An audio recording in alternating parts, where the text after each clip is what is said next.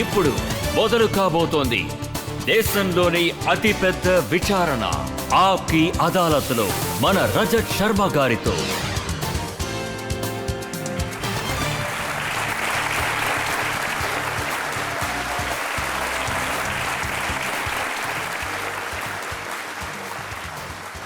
ఆప్కి అదాలత్లో ఇవాల్టి మన అతిథి పార్లమెంట్లో గట్టిగా మాట్లాడే ఒక మెంబర్.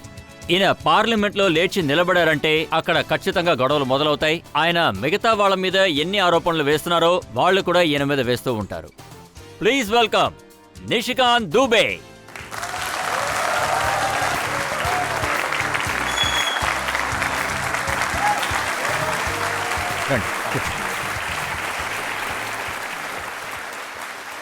ఆప్కి అదాలత్లో ఇవాల్టి మన జడ్జ్ చాలా ప్రత్యేకమైన వ్యక్తి.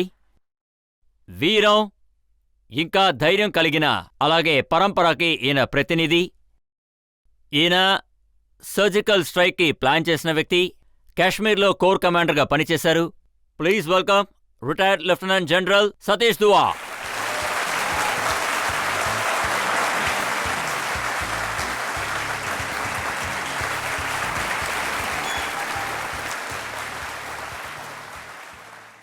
ఆప్కి అదాలత్లో ఇవాళ మన ఆరోపణలు ఇంకా ప్రశ్నలు మొదలుపెట్టడానికి ముందు ఇవాల్టి judge retired lieutenant general Satish దువా గారు అనుమతిస్తే ఇవాల్టి కేసుని మనం మొదలు పెడదాం. విచారణ ప్రారంభించండి. జై హింద్.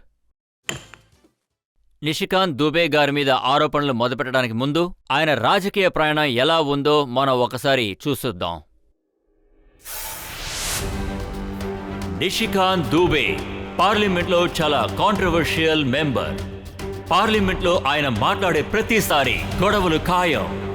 भारत में संकट आया 2005 से लेकर 2014 तक चाइनीज गवर्नमेंट ने कांग्रेस को पैसा दिया जिसका FCRA लाइसेंस भारत सरकार ने कैंसिल किया.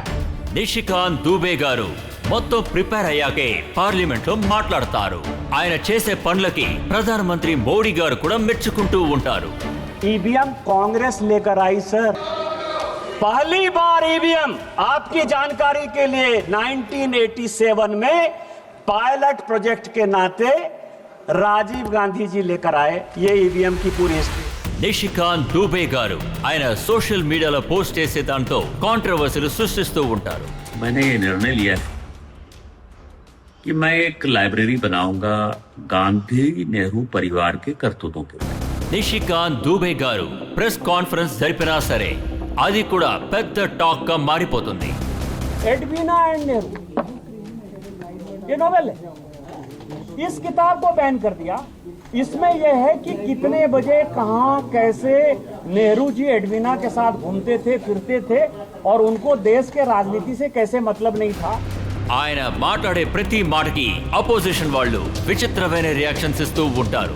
जब अपने घर में हो, महाराष्ट्र में हो, यदि बहुत बड़े बॉस हो तो चलो बिहार, चलो उत्तर प्रदेश, चलो तमिलनाडु, तुमको पटक पटक के मारेंगे. तुम मुंबई में आ जाओ.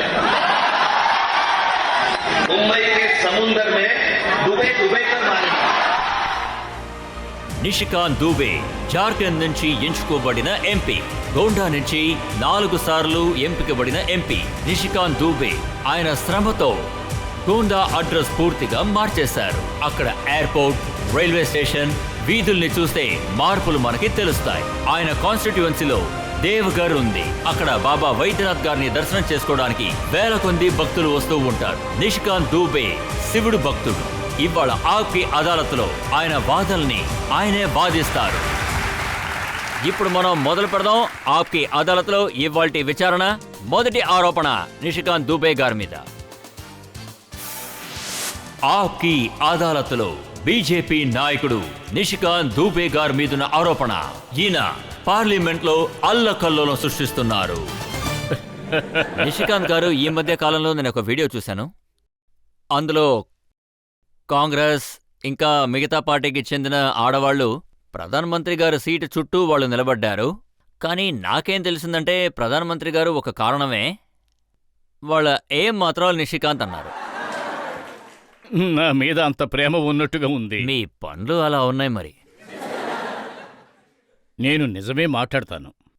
నిజం మాట్లాడేటప్పుడు ఇలాంటి విషయాలు బయటకు వస్తే నేనేం చేయగలను? మగవాళ్ళు ఆడవాళ్ళు టెన్షన్ అయిపోతారు. దానికి నేనేం చేయగలను? మీరు నిప్పంటించే పని చేస్తున్నారు. లేదు, నేను మంటలు ఆర్పే పని చేస్తున్నా.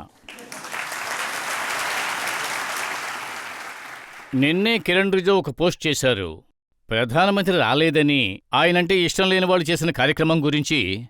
నేను కూడా అనుకోకుండా అక్కడ ఒక ఫ్రేమ్లో కనిపించాను. నేను పాకెట్లో చేతులు పెట్టుకుని నిలబడిన నా ఫోటో కూడా కనపడుతుంది. నన్ను చూసే ఇతరులు భయపడతారు, అంతేగాని నేనెవరికి భయపడను. ప్రియాంక గాంధీ కానివ్వండి, లేదా సోనియాజీ కానివ్వండి, లేదా రాహుల్జీ, వాళ్లే భయపడతారు. ప్రియాంక గాంధీ గారు ఆడ ఎంపీలు రాగానే ఏం చెప్పారంటే, నిషికాంత్ దుబే గారి దగ్గర రాగానే బుల్లెట్ ట్రైన్ లాగా భయపడి పారిపోయారని చెప్పారు. బుల్లెట్ ట్రైనా? వాళ్ళు చెప్పింది ఏమిటంటే నేను బుల్లెట్ ట్రైన్ లాగా పరిగెడుతున్నానట. కానీ నేను మీకు చెప్పేది ఏమిటంటే వాళ్లే నన్ను చూసి భయపడుతున్నారు. నేను లేచి నిలబడినప్పుడు పార్లమెంట్లో మీరు చూశారు అంటే కాంగ్రెస్ వాళ్ళందరికీ కూడా చెమటలు పట్టేస్తాయి. నేను మాట్లాడేది వాళ్ళకి అర్థం కాదు. ప్రియాంకజీ ఎక్కడ ఉన్నా సరే పరిగెత్తుకొస్తారు, నాకేమీ వినపడలేదు అంటారు. వాళ్లే భయపడుతున్నారు. భయం వాళ్ళ దగ్గరే ఉంది. మాకు భయం లేదు, భయపడడానికి మా దగ్గరే ఉంది. మోడీ గారు మా నాయకుడు, ఆయన చూసి ప్రపంచమే భయపడుతోంది. మీరు దేశంలోనే మొదటి ప్రధానమంత్రి గురించి ఏమన్నారంటే, నిజాయితీ లేని వ్యక్తి, దేశద్రోహి. ఇలా మీరు మాట్లాడుతున్నప్పుడు స్పీకర్ మిమ్మల్ని అడ్డుకోవడానికి ప్రయత్నిస్తున్నట్టు నటించారు. మీరు మాట్లాడుతూనే ఉన్నారు. లేదు, అడ్డుకోవడానికి ఆయనేమీ నటించలేదు, అడ్డుకోవాలనే ప్రయత్నించారు. అప్పుడు మైక్ ఆన్లో ఉంది, ఆన్లో ఉండడం నేను చూశాను కూడా. అది మైక్ అతని ప్రాబ్లం, కానీ నేను చెప్పవలసిందంతా కూడా చెప్పేశాను. కానీ నేను చెప్పిందంతా కూడా నా సొంత అభిప్రాయం కాదు. అంటే పుస్తకంలో ఏముందో అదే మీ అందరికీ చదివి చెప్పాను. దీన్ని మీరు ఎలా న్యాయపరుస్తారు? ఈ దేశంలోని చాలా సమస్యలకి నెహ్రూ కుటుంబం గలవాళ్లే కారణమని చెప్పారు. ఆకలి సమస్య, అత్యవసరాలు కూడా లేని ఒక జీవితం, దేశద్రోహం, అవినీతి, ఇవన్నీ వాళ్ళు చేశారని చెప్పారు. ఇప్పుడు కూడా నేను అదే అభిప్రాయంతో ఉన్నాను. పుస్తకంలో రాసిందంతా నిజమే కాబట్టి. మీరు చెప్పండి, మన సమస్య ఏమిటి? మన ముఖ్య సమస్య చైనా. చైనా ఎప్పుడూ మనకి బార్డర్లో లేదు, మన బార్డర్ దేశం కాదు. ఆంగ్లేయులు వెళ్లేటప్పుడు నేపాల్, భూటాన్, ఇంకా టిబెట్ మనకి ఒక బఫర్ దేశంగా ఇచ్చి వెళ్లారు. చైనా మన సరిహద్దులోనే లేదు. మీరు టిబెట్నే ఒప్పుకున్నారు. టిబెట్ చైనాలో భాగం అయిన వెంటనే చైనా మన బార్డర్ అయ్యింది. పాకిస్తాన్ సమస్య ఉంది. విభజన ఎందుకు జరిగింది? ఎడ్వినా నెహ్రూ గురించి మనం మాట్లాడుకుంటున్నాం. మీరిప్పుడు చూపించిన పుస్తకం, అందులో ఏం రాసుంది? వాళ్ళు ఎప్పుడూ జీవితాన్ని ఎంజాయ్ చేస్తూనే ఉన్నారు. దానికి కారణం ఏమిటి? మౌంట్ బాటన్తో వీళ్లు ఒప్పందం చేసుకుని దేశానికి ప్రధానమంత్రి అయిన తర్వాత ఇండియాను విభజించారు. ఈరోజు పాకిస్తాన్కు నచ్చిన కాశ్మీర్ ఒకవేళ పాకిస్తాన్ చేతుల్లో ఉంటే అది ఎవరి లక్ష్యం అనుకోవాలి? చైనాతో మనం శత్రువులుగా ఉన్నాం, టిబెట్తో కూడా మనం శత్రువులుగా ఉన్నాం. చెప్పాలంటే మీ లక్ష్యం వల్లే కదా ఇన్ని సమస్యలు వచ్చాయి. దీని గురించి ఎవరు మాట్లాడతారు, ఎవరు చెబుతారు? చెప్పండి మీరే. పండిట్ జవహర్ లాల్ నెహ్రూ. ఈ దేశంలో అందరూ ఆయన్ని అభిమానిస్తారు. ఆయన ఈ దేశానికే మొదటి ప్రధానమంత్రి. ఆయన ఎంత రెస్పెక్టెడ్. ఆయన మీరు అవినీతిపరుడు అంటున్నారు. అది ఆ పుస్తకంలో రాసి ఉంది. నేనేమన్నా విడిగా చెబుతున్నానా? అదంతా ఆ పుస్తకంలో ఉంది. కొన్ని పుస్తకాలు బ్యాన్ అయ్యాయి, ఇంకొన్ని పుస్తకాలు మీకు మాత్రమే ఎలా దొరుకుతూ ఉంటాయి? ఎందుకంటే నాకు రాయడం, చదవడం చాలా ఇష్టం. మీరు అవే పుస్తకాల గురించి మాట్లాడుతున్నప్పుడు మీరు ఇందిరాగాంధీ, ఆవిడ గురించి చాలా చెడు మాటలు చెప్పారు. ఎమో మతాయ్ రాసిన ఒక చాప్టర్ని కోట్ చేశారు. ఎమో మతాయ్, ఇది ప్రజలు తెలుసుకోవడం కోసం నేను చెబుతున్నాను. 1959లో ఆయన బయటికి పంపేశారు. ఆయన నెహ్రూ గారికి పిఏగా ఉండేవారు. ఆయన ఒక ట్రస్ట్ని తయారు చేశారు. ఆ ట్రస్ట్ని ఆయన బిర్లాజీ ద్వారానే ఏర్పాటు చేశారు. ఇప్పుడు ఉన్న 30 జనవరి మార్కేమో అది మతాయి ఆఫీస్గా ఉండేది. దాని ట్రస్టీ ఎవరంటే రాజ్ కుమార్ అమృత్ కౌర్, ఇంకా పద్మజా నాయుడు కూడా ఉన్నారు. ఎంతో మంది రచయితలు వాళ్ళ గురించి చాలా విషయాలు రాశారు. ఆ తర్వాత అవినీతి కార్యక్రమాల గురించి పార్లమెంట్లో మాట్లాడినప్పుడు 1961లో వేరే ఒక కమిటీని ఏర్పరిచారు. అందులో విష్ణుప్రసాద్ కేబినెట్ సెక్రటరీగా ఉన్నారు. అదిగాక ఆ కమిటీ రిపోర్ట్లో మతాయ్ బిర్లా దగ్గర ఎంత డబ్బు తీసుకున్నారు, మతాయ్కి ఇచ్చిన 30 జనవరి మార్క్ ఇచ్చింది, ఇంకా మతాయ్ కట్టిన ఇల్లు, ఇదంతా నిజాయితీగా జరిగింది. అంతా ట్రాన్స్పరెంట్ గా ఉంది. మతాయ్ కంటే గొప్పవాళ్ళు ఎవరూ లేరు. అలాంటప్పుడు మతాయ్ రాశారు, నేను 12 ఏళ్లుగా ఇందిరాగాంధీతో భార్యాభర్తలుగా జీవించాము అని. ఇందులో తప్పే ఉంది. మతాయ్ రాసిందాన్ని నేను కోట్ చేశాను, ప్రజలకి చెప్పాను, అది వాళ్ళు చదువుకుంటారు. ఆ షీ అనే చాప్టర్ నేను చదివాను. కానీ మొరార్జీ గారు ప్రధానమంత్రిగా ఉన్నప్పుడు దాన్ని బయటికి రావడానికి పర్మిషన్ ఇవ్వలేదు. ఇందిరాగాంధీ గారు ఈ దేశానికి ఎంతో త్యాగం చేశారు. ఈ దేశం కోసం ప్రాణాలు వదిలారు. ఎవరో ఒక వ్యక్తి ఆవిడ గురించి అలా రాశాడని. నేనేమంటున్నానంటే మత్తాయికి మీరు నిజాయితీ గల ఒక సర్టిఫికెట్ ఇచ్చినప్పుడు మత్తాయి ఒక భాగంగా ఉన్నారు. ఆయన చేసిందంతా కూడా ఆయన 12 సంవత్సరాలు నెహ్రూ గారికి పిఎస్గా ఉన్నారు, 1947 నుంచి 1959 వరకు. అటువంటి మత్తాయి గారు రాశారు అంటే దాన్ని మీరు డిఫెండ్ చేస్తున్నారు. మత్తాయి మాత్రమే కాదు, ధీరేంద్ర బ్రహ్మచారి కథ ఉంది, దినేష్ సింగ్ ఉన్నారు. ఈ కథలని కూడా అబద్ధమయ్యే అవకాశం లేదు కదా. దళిత్ నారాయణ మిశ్రా హత్య గురించి ఉంది, ఇప్పుడు కూడా సుప్రీంకోర్టులో కేసు జరుగుతోంది. ఆ పుస్తకాన్ని తయారు చేసిన వాళ్ళందరూ కూడా ఇప్పుడు నేను ఒక లైబ్రరీ తయారు చేశాను కదా, అందులో మత్తాయి గారి బుక్స్ మాత్రమే కాదు, దినేష్ సింగ్ గారి ఉంటాయి, ధీరేంద్ర బ్రహ్మచారి గారి ఉంటాయి, అందులో లలిత్ నారాయణ మిశ్రా గారి బుక్కులు కూడా ఉంటాయి. ఇలా అనేక బుక్కుల్లో ఒకే విషయం గురించి చెప్పబడిందంటే మీరు పుస్తకం రాసిన వాళ్ళ మీద పడండి, వాళ్ళ మీద ఎఫ్ఐఆర్ రాయించండి. నేను ఆ పుస్తకాలు ఉన్న విషయాలు మాత్రమే చెబుతున్నాను. ఏ పుస్తకాలు నెహ్రూజు గారికి వ్యతిరేకంగా, ఇందిరాగాంధీకి వ్యతిరేకంగా, ఇలా వీళ్ళందరికీ వ్యతిరేకంగా రాసిన పుస్తకాలన్నింటినీ మీరు సేకరిస్తారా? సేకరిస్తున్నాను. ఇప్పుడు వాట్సాప్లో చాలా సమాచారం వస్తుంది, అందుకనే కదా లైబ్రరీ తయారు చేస్తున్నాను. ఒకే చోట అన్ని ఇన్ఫర్మేషన్స్ దొరుకుతాయి. ఎందుకలా దొరుకుతున్నాయంటే 2014లో మేం పాలనకు వచ్చినప్పుడు అన్నీ కూడా సోషల్ మీడియాలో జరిగినవే. నిషికాంత్ దుబే ఎక్కడ కూర్చున్నారు, ఎప్పుడు లేచారు, ఏ డ్రెస్ వేసుకున్నారు, ఎక్కడికి వెళుతూ ఉన్నారు, ఆ ప్రధానమంత్రి ఏం చేస్తున్నారు, లోకల్ మంత్రులు ఏం చేస్తున్నారు. చెప్పాలంటే వాళ్ల పాలన 2014 వరకు మాత్రమే ఉంది. ప్రజలకి రాసే చదివే అలవాటు తగ్గిపోతూ ఉంది, మొబైల్నే ఎక్కువ యూజ్ చేస్తున్నారు. అందువల్ల నేను వాళ్ళని ఉత్సాహపరుస్తున్నాను. 1947 దగ్గర నుంచి 2014 వరకు ఉన్న చరిత్ర చదవమంటున్నాను. అంటే మీరు ఏ బుక్ అయినా చదవచ్చు, చదవమని చెప్పచ్చు, కానీ రాహుల్ గాంధీ గారు ఒక పుస్తకం నుంచి 4 లైన్స్ చదువుతానంటే మాత్రం మీరు చదవనివ్వట్లేదు. అలాంటి ఒక బుక్ ఉందా ఏంటి? ఆ బుక్ గురించి చెప్పాలంటే, ఈ గాంధీ కుటుంబం గురించి చెప్పాలంటే బయట బాగుంటుంది, లోపల ఏమీ ఉండదు. బయటికి చూడడానికి మాత్రమే వాళ్ళు ఎంతో తెలివైన వాళ్ళ కనిపిస్తారు, కానీ వాళ్ళని పార్లమెంట్లో నిలబడి మాట్లాడమని చెప్పండి, వాళ్ళని ఎవరూ అడ్డుకోకపోయినా సరే 5 నిమిషాలకు మించి వాళ్ళు మాట్లాడలేరు. మంత్రుల నియామకాన్ని ఖాళీగా పెట్టారు. నిన్న పత్రికల వాళ్ళందరూ చెప్పారు, నేనేమీ చెప్పలేదు.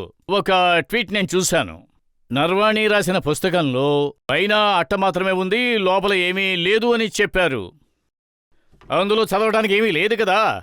చెప్పాలంటే నేను రాహుల్ గాంధీని కాపాడాను అనుకోండి, ప్రతిపక్ష నాయకుడు అవమానాల పాలు అవుతాడు. ఆయన గాంధీ కుటుంబానికి గొప్ప వారసుడు కూడా. అందుకనే పాపం పోన్లే అని కాపాడేశాను. మీరు ఇలా మాట్లాడుతున్నప్పుడు కాంగ్రెస్లో వాళ్ళు ఏమంటారంటే బీజేపీ నాయకులు నడిపించట్లేదు, కార్పొరేట్ బ్రోకరే నడుపుతున్నారు, ఆయన పేరు నిషికాంత్ దూబే అంటున్నారు. ఎందుకు చెప్పారు? మీరొక విషయం చెప్పండి. నేను కార్పొరేట్ మీడియేటర్గా ఏం చేశాను? 2009లో నేను పార్లమెంట్ మెంబర్గా ఎన్నుకోబడ్డాను. ఇప్పుడు 2026 వచ్చింది. ఈ దేశంలో ఉండి ఎవరైనా ఒక మంత్రి, ఇంక్లూడింగ్ మా మంత్రి అయినా సరే, ఈ విషయం నేను మీతో మాత్రమే కాదు, నేను మా నాయకుడు మోడీ గారి దగ్గర కూడా మాట్లాడాను. ఏ మంత్రి కూడా కార్పొరేట్ కంపెనీ కోసం ఏ లెటరు రాయలేదు. ఏ కార్పొరేట్ కంపెనీకి కూడా నేను సపోర్ట్ చేయలేదు. ఏ కార్పొరేట్ కంపెనీకి నాకు సంబంధం లేదు. ఈ విషయం చెబితే మీరు ఆశ్చర్యపోతారు. మీరు అదానే అంటుంటారు కదా. మా గోడలో ఆయన పవర్ ప్లాంట్ ఉంది, నేను దాన్ని అక్కడికి తీసుకొచ్చాను. మా నియోజకవర్గంలో అది ఒక డెవలప్మెంట్ అని చెప్పాలి. దేశంలో ఏ లోక్సభలో కూడా అలా జరగలేదు. నేను ఇంతవరకు ఏ CSR ఫండ్ తీసుకోలేదు, ఒక బండి కొనలేదు, నాకు దానికి ఏ సంబంధం లేదు కూడా. నేనేమో కాంగ్రెస్కి లోక్సభలో ఛాలెంజ్ చేశాను కూడా. వాళ్ళకి ధైర్యం ఉంటే కార్పొరేట్తో నాకు ఉన్న సంబంధం ఏదో చెప్పానండి. గతంలో మీరు ఒక పెద్ద కార్పొరేట్కి పనిచేసేవారని కొంతమంది అంటున్నారు. అవును, నేను డైరెక్టర్గా ఉన్నాను 1993 నుంచి 2009 వరకు. ఎస్ఆర్లో డైరెక్టర్గా ఉన్నాను. ఇది నేను బహిరంగంగా చెబుతా. ఆ ఎస్ఆర్లో నేను రాకుండా ఉండుంటే నేను ఆ మీడియేటర్గానే ఉండేవాడిని. మీరు కాంగ్రెస్ గురించి పుస్తకాలు చదివేటప్పుడు ఈ విషయం గురించి చెప్పారు. వాళ్ళ కార్పొరేట్ కల్చర్ ఎలా ఉండేదంటే వాళ్ళ కుటుంబం కోసం డబ్బులు దాచేవారు, వాళ్ళకంటూ పని సృష్టించారు, వాళ్ళు ఇళ్లు కట్టుకున్నారు. మీరు చెబితే ఆశ్చర్యపోతారు. లైసెన్స్, కోటా, పర్మిట్ ప్రకారం అందులో బిర్లాజీ ఎంత చందా కట్టారు అంటే, చందా గురించి మాట్లాడుతున్నారుగా, ఎంత చందా వచ్చిందో 1961 ఎన్నికల్లో, 62 ఎన్నికల్లో, 65 ఎన్నికల్లో అందులో టాటా, బిర్లా, డాల్మియాలే ఇచ్చారు. ఆ లైసెన్స్, పర్మిట్, కోటా పాలనలో బిర్లా గారు అంబాసిడర్ కార్ తయారు చేశారేమో, బజాజ్ వాళ్ళు స్కూటర్ తయారు చేశారు, డాల్మియాజీ సిమెంట్ తయారు చేశారు, టాటా వాళ్ళు స్టీల్ తయారు చేశారు. కొత్త బిజినెస్ మ్యాన్స్ ఎవరిని రానివ్వలేదు. ఇలాంటివన్నీ జరిగినప్పుడు అసలు ఏం జరిగిందనేది నేను చదవాలి కదా. మరి ఇవన్నీ మీకు అసలు ఎవరు చెప్తుంటారు? ఇదంతా కూడా నేను చదువుతూ ఉంటాను, ఎందుకంటే చదవడం అంటే నాకు చాలా ఇష్టం. ప్రజలు ఈ విషయం తెలుసుకోవాలి. నాకు రీసెర్చ్ చేయడం అంటే చాలా ఇష్టం. నేను రీసెర్చ్ చేస్తాను కూడా. నిద్రపోవడానికి 2 గంటల ముందు ఖచ్చితంగా నేను పుస్తకం చదువుతాను. కాంగ్రెస్ లో ఉన్న వాళ్ళు ఏమంటున్నారంటే నిషికాంత్ దూబే గారిని అపోజిషన్ పార్టీ వాళ్ళ మీద మోడీ గారే పంపించారు అని. మోడీ గారి పేరు వింటేనే చాలు ప్రతిపక్షం వాళ్ళకి వణుకు పుడుతుంది. అందరూ రామ్ రామ్ రామ్ అని జపం చేసే బదులు ప్రతిపక్షం వాళ్ళు మోడీ మోడీ అని జపం చేస్తున్నారు. ఎవరు ఏం చేసినా సరే అది మోడీ గారే చేయమన్నారు అంటున్నారు. ఈ రీసెర్చ్ అన్ని చేయడానికి మీ దగ్గర ఏదైనా టీం ఉందా? ఎవ్వరూ లేరు, నేను మాత్రమే, వన్ మ్యాన్ ఆర్మీ. 11 నుంచి రాత్రి 2 గంటల వరకు డైలీ 2 గంటలు నేను చదువుకుంటాను. నేను చదివిన విషయాలనే ప్రజలకి చెప్పాలనుకుంటాను, అంతే. మీరు రోజు రాత్రి చాలా గంటలు నెహ్రూ గాంధీ గారి పుస్తకాలు మాత్రమే చదువుతూ ఉంటారా? నేను దేశం గురించి చదువుతాను. నేను పార్లమెంటు డిబేట్ చదువుతాను. ఇంతవరకు నేను చెప్పినంతా కూడా పార్లమెంట్లో జరిగిన వాదనలే. అదేమిటంటే ఈ పార్లమెంట్లో జరిగిన వివాదాలు అవన్నీ కూడా ఆన్లైన్లో ఉన్నాయి. మీరు లైబ్రరీలో మెంబర్ అయ్యారంటే మీకు దొరుకుతాయి అవన్నీ. అప్పుడు ఏం జరిగింది అనేది మీకు బాగా తెలుస్తుంది.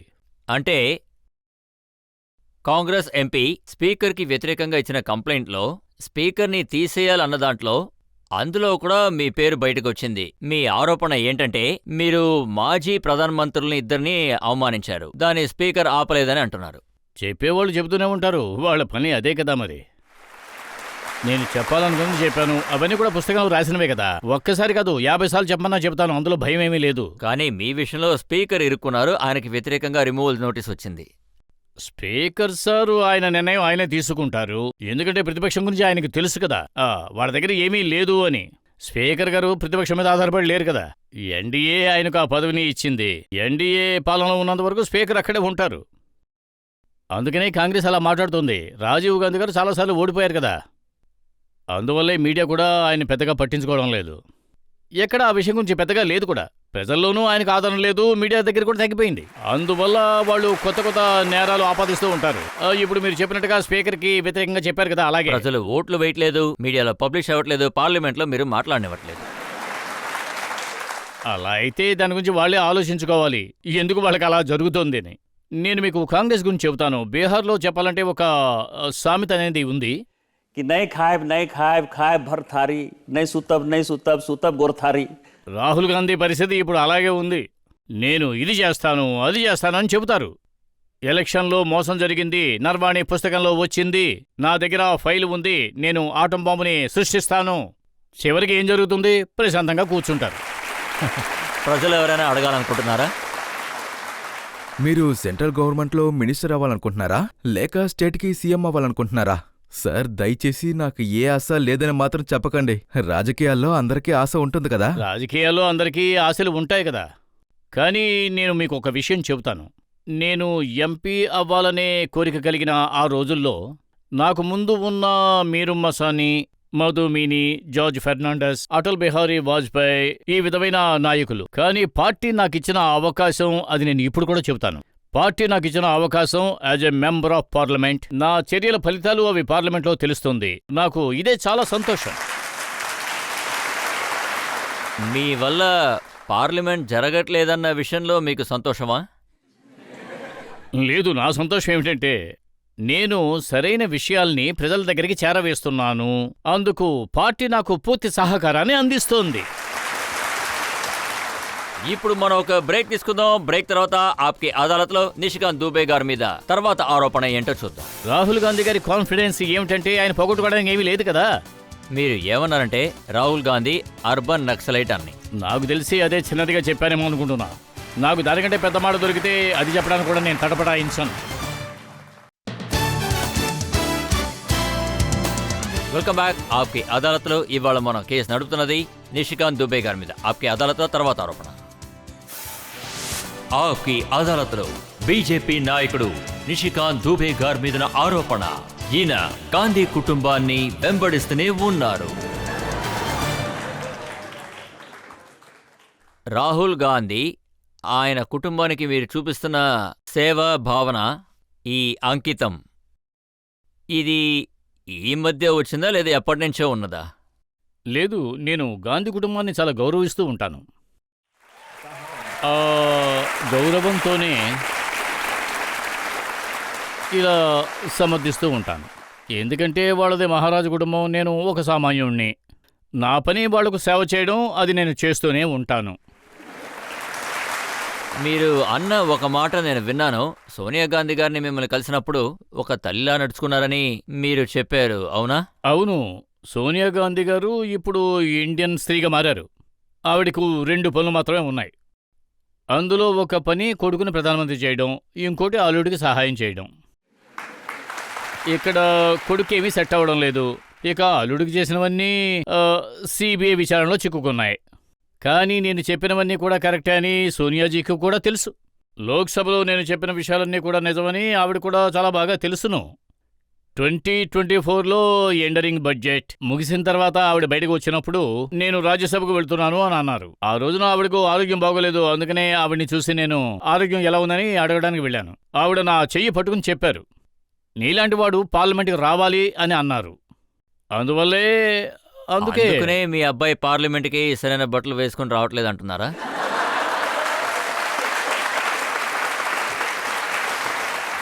పార్లమెంటులో ఇంతవరకు రికార్డు ఉంది. పార్లమెంటుని నేను ఒక అరగంట మాత్రమే మిస్ చేశా. కానీ నేను పైజమ్మా కుర్తా వేసుకోకుండా అసలు పార్లమెంటు వైపుకే వెళ్ళలేదు. ఎందుకంటే స్వతంత్ర పోరాటంలో చాలా మంది తమ ప్రాణాలు త్యాగం చేశారు. వాళ్ళ ఆత్మలు ఆవేదన చెందుతాయి. నేను ఈ రోజు కోసమే ఎదురు చూశానా? స్వదేశీ గురించి మాట్లాడారు, గాంధీజీ గురించి మాట్లాడారు, జర్గా కోసం మాట్లాడారు. అలాంటప్పుడు ఒక చిరిగిపోయిన ప్యాంటు వేసుకుని, ఒక టీషర్టు వేసుకుని అక్కడికి వచ్చి కూర్చుని నేనే భవిష్యత్తులో ప్రధాని అంటారు. అది కాకుండా అతనితో పాటు ఉండేవాళ్ళు సూజేవాలా దగ్గర నుంచి వేణుగోపాల్ వరకు పార్లమెంట్లో అరుస్తూనే ఉంటారు, ఈయనే భవిష్యత్తులో ప్రధాని అని. భవిష్యత్తులో ప్రధాని అంటే అటువంటి బట్టలు అసలు వేసుకోకూడదు. అదే నేను చెప్పాను. అప్పుడు ఆవిడ అన్నారు, Nishikant Louis Vuitton T-shirt, Armani suit ఇవన్నీ వేసుకుంటున్నారని.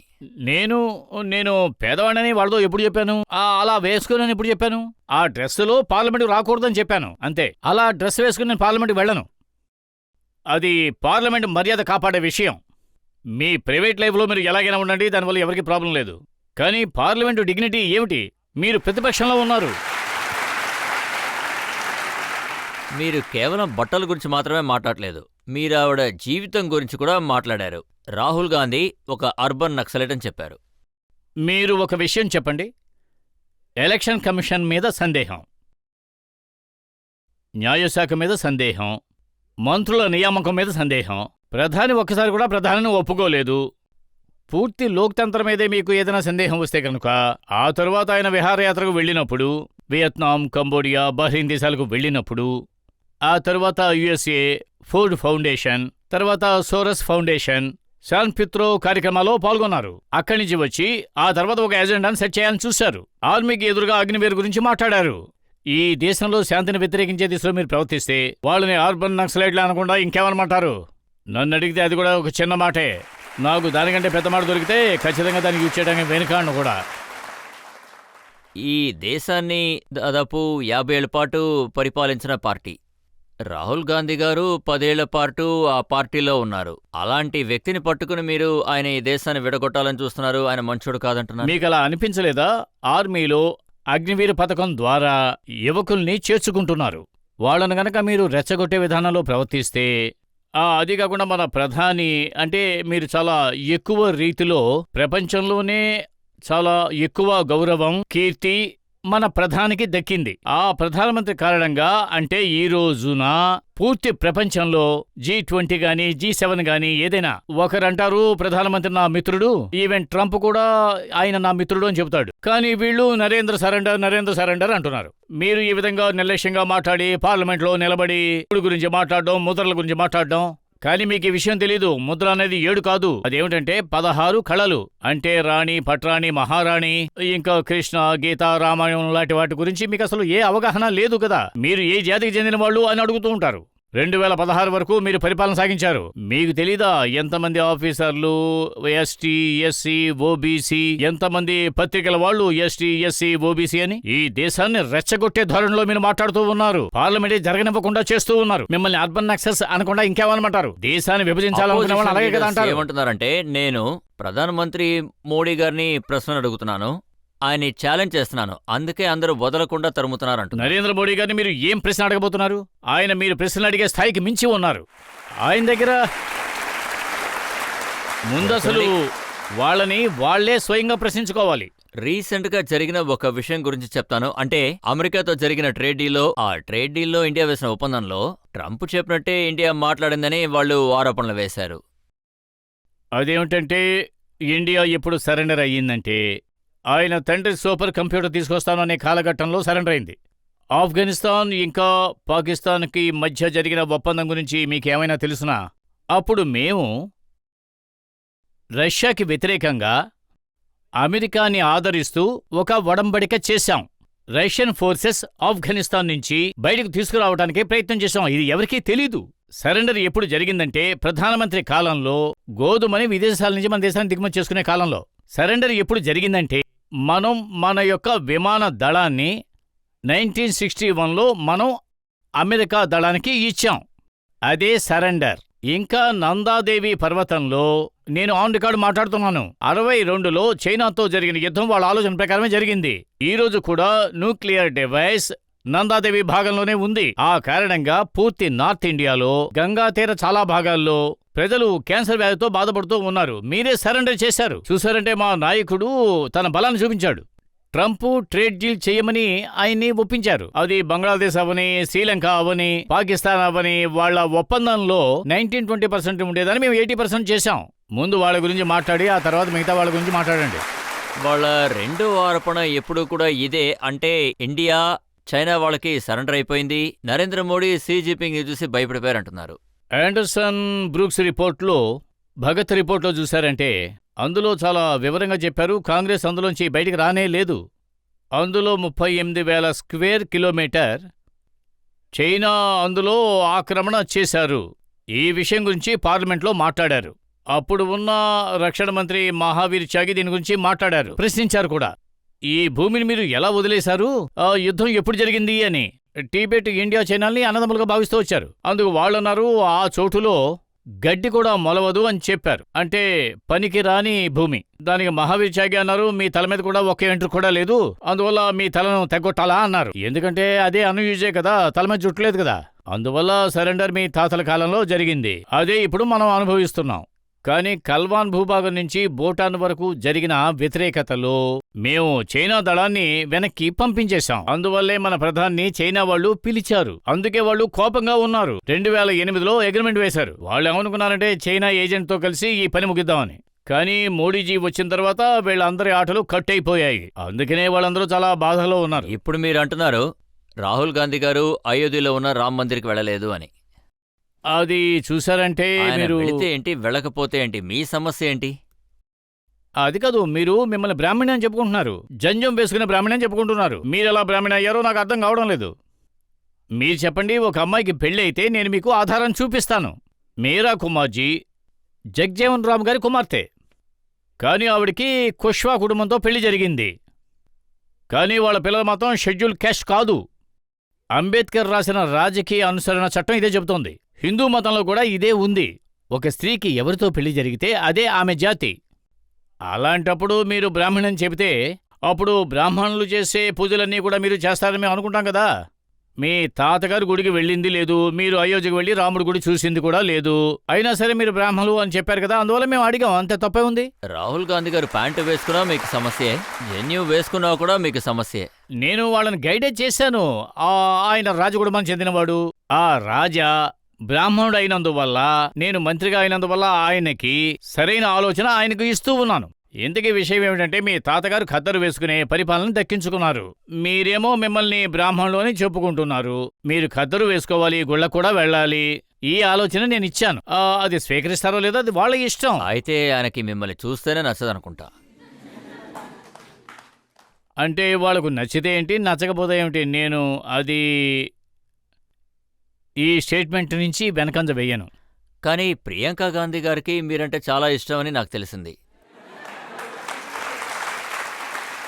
పార్లమెంట్లో మీరు పుస్తకాల్ని చూపిస్తున్నప్పుడు కాంగ్రెస్లో వాళ్ళందరూ గొడవ పడ్డారు. ఆ సమయంలో ప్రియాంక గాంధీ గారు మిమ్మల్ని చూసి బుక్కు మీరు తలకిందులుగా పెట్టుకున్నారు, స్ట్రైట్గా పెట్టండి అని చెప్పారు.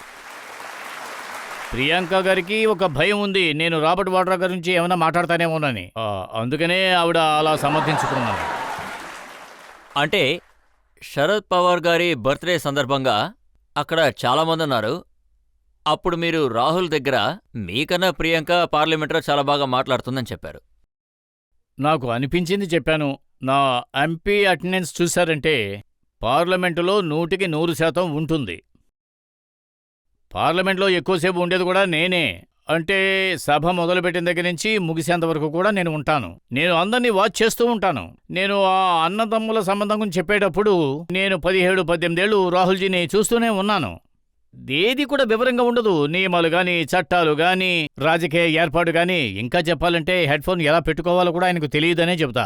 అంత నిర్లక్ష్యమైన మనిషి ఆయన. మీకు విషయం తెలుసా, జ్యోతిరాజ్ సింధియా ఆయన పార్టీలో ఉన్నప్పుడు ఆయన ఈయనకి ప్రాంప్ట్ చేసేవారు. కానీ ప్రియాంక గాంధీ మాత్రం ఆయనకంటే చాలా కాన్ఫిడెంట్ గా మాట్లాడతారు. అందుకనే అలా చెప్పాను నేను. అది విని ఆయనకి కోపం వచ్చింది. ఆయన చెల్లెల మీదే ఆయన కోపడతారు. అటువంటి ఆయన కాంగ్రెస్ని ఎలా కాపాడతారు చెప్పండి? ఏం జరిగినా సరే కాంగ్రెస్ 3 సార్లు లోక్సభ ఎలక్షన్లో ఓడిపోయినప్పటికీ రాహుల్ గాంధీ గారి కాన్ఫిడెన్స్ మాత్రం తగ్గలేదు. రాహుల్ గాంధీ గారికి కాన్ఫిడెన్స్ ఎక్కువగా ఉందంటే ఆయన పోగొట్టుకోవడానికి ఏమీ లేదు. ప్రజల ఆదరణ లేనప్పుడు కాన్ఫిడెన్స్ ఉండే కదా తీరాలి.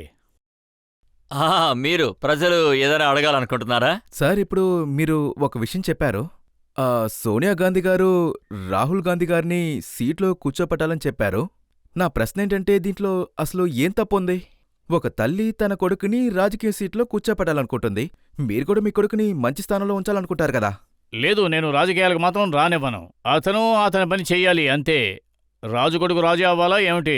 కానీ ఆయన ప్రశ్న మాత్రం చాలా జెన్యూన్ అనిపించింది. ఒకవేళ సోనియా గాంధీ వాళ్ళ అబ్బాయిని రాజకీయాల్లోకి లాగాలని అనుకుంటే, ఇందిరాగాంధీ ముందు సంజయ్ గాంధీని కూర్చోబెట్టారు, తర్వాత రాజీవ్ గాంధీ, నెహ్రూ గారు ఇందిరాగాంధీ గారిని కూర్చోబెట్టారు. ఇది ఫ్యామిలీ రాజకీయం. ఇందులో మీకేంటి సమస్య? సమస్య అది కదా. ఇది రాజకీయంలో కొత్త రాజతంత్రంగా ఉంది. అందుకని మాలాంటి చిన్న కుటుంబం నుంచి వచ్చిన వాళ్ళని అడ్డుకుంటారా ఏంటి? నేను ఒక చిన్న గ్రామం నుంచి, చిన్న కుటుంబం నుంచి వచ్చిన వాడిని. నేను నా పోరాటాన్ని చేస్తూ ఉన్నాను. మా గ్రామం, పేదవాళ్ళు, వ్యవసాయదారులు, చిన్నవాళ్ళు, పెద్దవాళ్ళు, వాళ్ళ హక్కుల కోసం పోరాడుతూ ఉన్నాను. కాంగ్రెస్ కి బీజేపీకి మధ్య ఉన్న పోరాటం అదే. కదా చెప్పారు సోనియా గాంధీ వాళ్ళ అబ్బాయిని రాజకీయాల్లో కూర్చోబెట్టాలనుకుంటున్నారు అని. అప్పుడు కాంగ్రెస్ కి చెందిన వాళ్ళు ఏమన్నారో తెలుసా? ఈయన వాళ్ళ ఆవిడ్ని పార్టీలో కూర్చోబెట్టాలనుకుంటున్నారు. 2009లో వాళ్ళ ఆవిడ ఆస్తి మొత్తం 50 లక్షలు మాత్రమే ఉండేది. కానీ 2024 వచ్చేసరికి 31 కోట్లు ఆస్తుందన్నమాట. నేను ఒక ప్రెస్ కాన్ఫరెన్స్ నడిపాను. అందులో కాంగ్రెస్ మీద నేను చాలా కోపంగా ఉన్నాను అని చెప్పాను. కానీ దీనికి ముందు నా మీద గాని, నా కుటుంబం మీద గాని మంచి పేరు, అభిప్రాయం ఉండేది. నాకు చాలా కోట్లు ఉన్నాయని, కానీ ఎస్ఆర్ నుంచి వచ్చినందువల్ల చాలా కోట్లు ఉన్నాయని అనుకున్నారు. కానీ కాంగ్రెస్ ఒక ప్రెస్ కాన్ఫరెన్స్లో ఇన్నేళ్లలో నా దగ్గర 30 కోట్లు మాత్రమే ఉన్నాయన్నారు. అది విన్న నా మిత్రులు కొంతమంది నాతో మాట్లాడడం కూడా ఆపేశారు. ఎందుకంటే నేను పేదవాడిని అనుకున్నారు. కానీ నేను చెప్పేది ఏమిటంటే, లోక్పాల్ జడ్జిమెంట్ వచ్చింది. నా భార్య నెఫ్ట్లో గ్రాడ్యుయేట్. ఆవిడ నా పెళ్లికి ముందు నుంచే ఆవిడ మ్యాంగో జారా వంటి కంపెనీలకు సప్లై చేస్తూ ఉండేవారు. ఆ తర్వాత 2009 నుంచి ఈ రోజు వరకు నా ఆస్తి ఏమాత్రం డెవలప్ అవ్వలేదు. ఒకవేళ మార్కెట్ వాల్యూ పెరగడం వల్ల అది పెరిగి ఉండొచ్చని అనడంలో ఎటువంటి తప్పు లేదు. అందువల్లే లోక్పాల్ జడ్జిమెంట్ కూడా వచ్చింది. కానీ కాంగ్రెస్ వాళ్ళు నాకు, నా కుటుంబానికి చాలా అన్యాయం చేశారు. ఇప్పుడు నేను బహిరంగంగా చెప్పవలసిన పరిస్థితి వచ్చింది. కొన్ని బినామీ ఆస్తుల గురించి డిస్క్లోజ్ చేసి చెప్పవలసి ఉంటుంది. కాంగ్రెస్ మాటలు నమ్మకండి. 30 కోట్లు ఏమిటి, నా దగ్గర 300 కోట్లు ఉంటాయి. ఇలాంటి ఒక విషయాన్ని చెప్పే ఎంపీ కేవలం మీరు మాత్రమే ఉంటారు. లేదు, నాకు కూడా ఒక స్టేటస్ ఉండాలి కదా. మరి ఏం చేయమంటారు? ఇప్పుడు ఒక బ్రేక్ తీసుకుందాం. బ్రేక్ తర్వాత ఆప్కి అదాలత్లో నిషికాంత్ దూబే గారి మీద తర్వాత ఆరోపణ ఏంటో చూద్దాం. ఎవరైనా నా మీద తప్పుడు నేరాలు మోపినట్టయితే, తప్పుడు పద్ధతిలో, తప్పుడు రీతిలో దాడి చేయడానికి ప్రయత్నం చేస్తే, నేను గంగా తీరంలో పుట్టినవాడిని. ఒకటి వాడు బ్రతికి ఉండాలి, లేదంటే నేనైనా బ్రతికి ఉండాలి. నా జీవితం ముఖ్య లక్ష్యమే ఇది.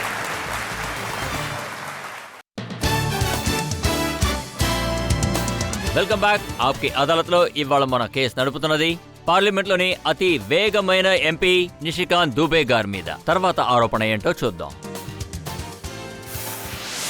ఆప్కి అదాలత్లో బీజేపీ లీడర్ నిషికాంత్ దూబే గారి మీద ఆరోపణ, ఈవిడ ఆడ లీడర్స్ ని అవమానిస్తూ ఉంటారు. నిషికాంత్ దూబే గారు పార్లమెంట్లో చాలా మంది ఆడవాళ్లు ఉంటారు, అంటే మీ కొలీగ్స్. అందులో ఒకరు కాంగ్రెస్లోని చాలా ముఖ్యమైన నాయకురాలు మహువా మొయిత్రా. ఆవిడ్ని మీరు వ్యభిచారుల వీధికే రాణి అని అన్నారు.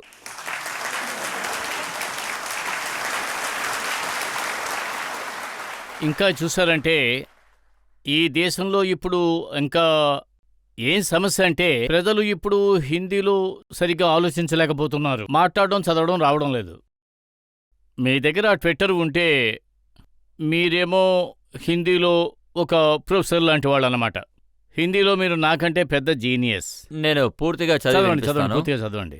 పెద్దవాళ్ళకి చిన్నవాళ్ళకి మర్యాద ఇవ్వని ఆడది, మానసిక స్థితి సరిగ్గా లేని ఒక ఆడది, బెంగాల్ నుంచి వచ్చిన ఒక ఆడ ఎంపీ, ఇంకా జార్ఖండ్ నుంచి వచ్చిన ఒక మంచి మానసిక స్థితిలో ఉన్న ఎమ్మెల్యే.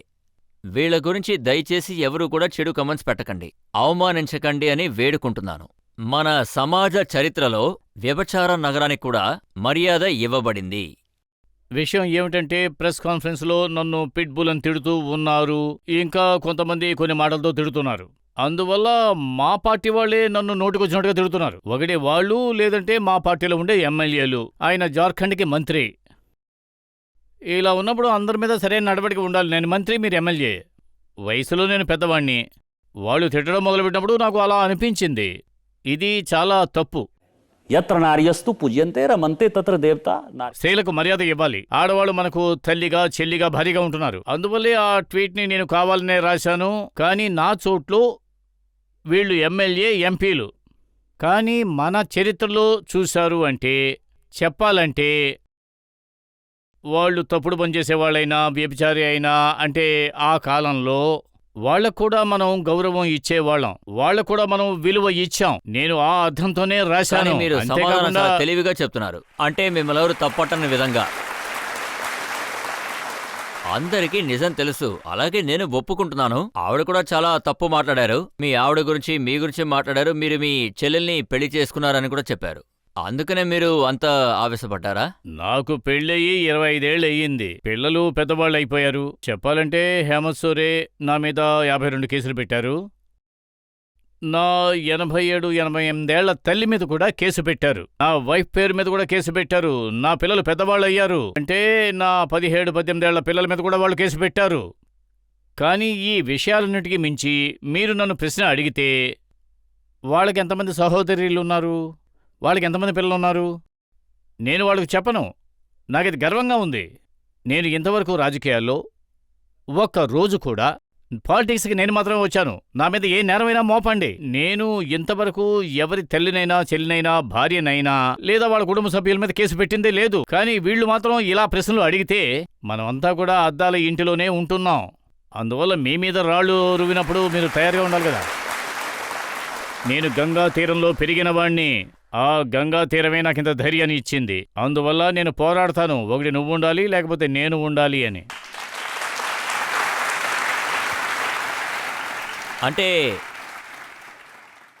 అంటే ఎమ్మెల్యే, జార్ఖండ్ ఎమ్మెల్యే దీపిక ఏమన్నారంటే, దీనికన్నా బెటర్ మీరు మమ్మల్ని వ్యభిచారం చెప్పుండొచ్చు కదా. అదేమిటంటే వాళ్ళ పెంచే పద్ధతి అది. నా విధానం ఎలా ఉంటుందంటే, నేను మీకు ఒక పాఠం నేర్పించాను. నేను మిమ్మల్ని మర్యాదగా చూస్తున్నాను. మీరు కూడా మర్యాదగా ఉండే మాటలే మాట్లాడండి. అప్పుడు నేను కూడా మర్యాదగల మాటలే మాట్లాడతాను. ఆవిడ ఏమన్నారంటే, నిషికాంత్ దూబే గారికి కోపం రావడానికి కారణం ఆయన ఎంబీఏ డిగ్రీ నకిలీని చెప్పినందువల్లే కోపం వచ్చింది. మీరే అర్థం చేసుకోండి. ఈ విషయంలో ఎఫ్ఐఆర్ కూడా వేయబడింది. సరే, మీరు మొదటిసారిగా అడిగారు. నేను కూడా వివరంగా చెప్పడానికి ఒక అవకాశం దక్కింది. ఈ విషయం గురించి జార్ఖండ్ ప్రభుత్వం ఎఫ్ఐఆర్ వేశారు. విచారణ కూడా జరిగింది. ఛార్జ్ షీట్ కూడా సమర్పించబడింది. హైకోర్టులో ఎఫ్ఐఆర్, ఛార్జ్ షీటు 2 కూడా పెట్టారు. వీళ్లు సుప్రీంకోర్టుకు వెళ్లారు. నా మీద ఉండే కేసుల కోసం జార్ఖండ్లో ఉండే లాయర్లు దాదాపు 60-70 కోట్లు ఖర్చు పెట్టారు. ఆ తర్వాత సుప్రీంకోర్టులో ఇవన్నీ చూసి సరిగ్గానే ఉన్నాయని చెప్పేశారు. నేను 2019లో కూడా నా ప్రమాణ స్వీకారాన్ని దాఖలు చేశాను. 2014లో కూడా చేశాను. కానీ వాటన్నిటికీ మించి ప్రతిపక్షం వాళ్ళు చెప్పిందే నిజం అని చెప్తే నేను మాత్రం ఏం చేయగలను? సుప్రీంకోర్టు మీద మీకు నమ్మకం లేదు. మీరు టాపిక్ని తలకిందులుగా మార్చడంలో దిట్ట అనడంలో అనుమానమే లేదండి. ఈ ఆరోపణల్ని ఆధారంగా తీసుకుని మహువా మొయిత్రా ఏమన్నారంటే, ఈయన్ని పార్లమెంట్ నుంచే ఎక్స్పెల్ చేయాలన్నారు. కానీ మీరు మహువా మొయిత్రా గారిని పార్లమెంట్ నుంచే ఎక్స్పెల్ చేశారు. అంటే నేను మీకు ముందుగానే చెప్పాను కదా, ఎవరైతే నాతో గొడవకు వస్తారో తప్పుడు పద్ధతిలో నేరారోపణలతో కింద స్థాయిలో దాడి చేస్తే, నేనేమో గంగా తీరాన్ని పెరిగిన వాడిని, ఒకటి వాడు ప్రాణాలతో ఉండాలి, లేదంటే నేను ప్రాణాలతో ఉండాలి. ఇదే నా జీవితానికి ముఖ్య లక్ష్యం. అందుకే మీరు ఆవిడ మీద ఆరోపణ వేశారు, డబ్బులు తీసుకుని గిఫ్ట్లు తీసుకుని పార్లమెంట్లో ప్రశ్నలు నేను లేపారు అని. నేరం ఆరోపించలేదు, ప్రూవ్ చేశాను. పార్లమెంట్ నుంచి వాళ్ళని తొలగించారు. సుప్రీంకోర్టు చెప్పింది, లోక్పాల్ జడ్జిమెంట్ కూడా వచ్చింది. ఇంకొన్ని రోజుల్లో ఛార్జ్ షీట్ కూడా ఫైల్ అవుతుంది. ఛార్జ్ షీట్ ఫైల్ అయిందంటే 7 ఏళ్లు వాళ్ళు జైలుకు వెళ్ళిపోతారు. ఆ తర్వాత 6 ఏళ్ల వరకు పోటీ చేయకూడదు. 15 ఏళ్లు వాళ్ళ జీవితమే వేస్ట్ అయిపోతుంది. అయితే మిమ్మల్ని ఎదుర్కోవడం ప్రమాదమే అన్నమాట.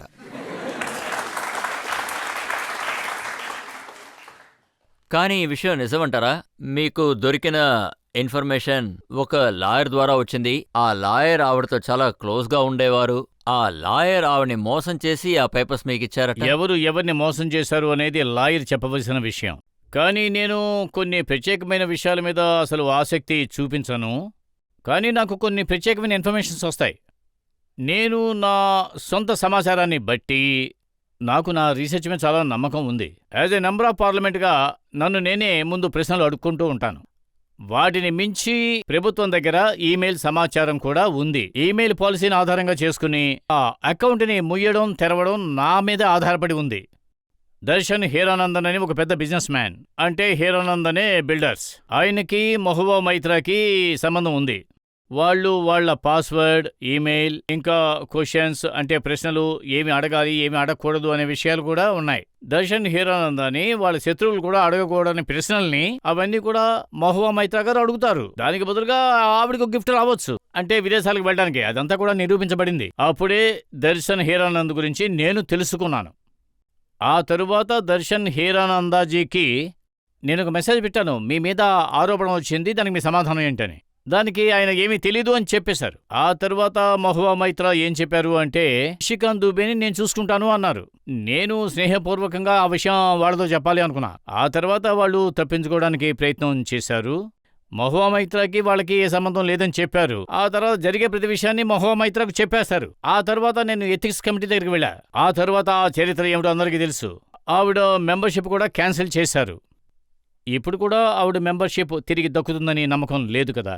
నేనేం విన్నానంటే ఆవిడ మిమ్మల్ని క్షమాపణ కోరడానికి కూడా వెనకాడలేదని విన్నాను. 2024లో ఆవిడ ఎలక్షన్స్లోకి వచ్చిన తర్వాత నా దగ్గరికి వచ్చారు.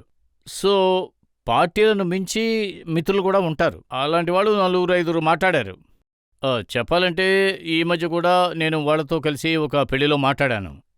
కానీ ఈ విషయం గురించి నేను సీనియర్ లీడర్స్తో కూడా మాట్లాడాను. ఈ పోరాటం పార్టీలోని గొడవ. దీన్ని పార్లమెంటే నిర్ణయించాలి. పార్లమెంట్లో ఉండే తీర్మానం గురించి పార్టీ నాయకులు మాత్రమే డిసైడ్ చెయ్యాలి. ఒక సీనియర్ లీడర్ ఏమన్నారంటే, వాళ్ళని కలిసి మాట్లాడడం తప్పేం లేదు అని అన్నారు. కానీ మన ఇమేజ్ గురించి 2 విషయాలు మాత్రం రూఢి అయ్యాయి. అంటే మాట్లాడకుండానే పార్టీకి అఫీషియల్ స్పోక్స్ పర్సన్ అయ్యారు. రెండోదేమిటంటే, ఒక ఇమేజ్ ఉంది. ఒకసారి పోరాటం మొదలుపెట్టామంటే ఏం చేసినా, ఎంత ఒత్తిడి చేసినా కూడా దాన్ని మార్చడమే కుదరదు. నా పోరాటం జరుగుతుంది. సో నాకు అవసరమైన జవాబు దక్కింది. అందువల్ల ఆ విషయాన్ని నేను అలాగే వదిలేశానన్నమాట. ప్రజల నుంచి ఎవరైనా అడగచ్చు. మీరు ఆడవాళ్ళని కమెంట్ చేస్తున్నారు. మీరు ఇంటికెళ్తే మీ ఆవిడ తిడతారా లేదా అది చెప్పండి సార్. లేదు లేదు, ఇంతవరకు నేను పార్లమెంట్లో ఆడవాళ్ళ గురించి ఎటువంటి తప్పుడు మాటలు మాట్లాడలేదు. ఎప్పుడూ కూడా. ఆడవాళ్ళ రిజర్వేషన్ గురించి మాట్లాడమని చెప్పి పార్టీయే నాకు చెప్పింది. నేను ఆడవాళ్ళ గురించి కామెంట్ చేయను. చిన్న ఉదాహరణ కూడా లేదు, నేనే మీకు చెబుతాను. అంటే పార్లమెంటులో నేను బహిరంగంగా ఈ విషయం చెప్తున్నా. ఎంతమంది మెంబర్ ఆఫ్ పార్లమెంట్ మహిళలు ఉన్నారో వాళ్ళు ఏ రాజకీయ పార్టీకి చెందిన వాళ్ళైనా సరే, వాళ్ళు బీజేపీ అయినా సరే, డిఎంకే అయినా సరే, ఎంసీపీ అయినా, కాంగ్రెస్ వాళ్ళైనా సరే, వాళ్ళంతా కూడా నా మిత్రులే. వాళ్ళంతా కూడా నా ఫ్యామిలీ మెంబర్స్ లాంటి వాళ్లే. అందువల్ల మా ఆవిడ నన్ను తిడితే తిట్టొచ్చు, నీకు ఎంతమంది లేడీ ఫ్రెండ్స్ ఉన్నారా అని.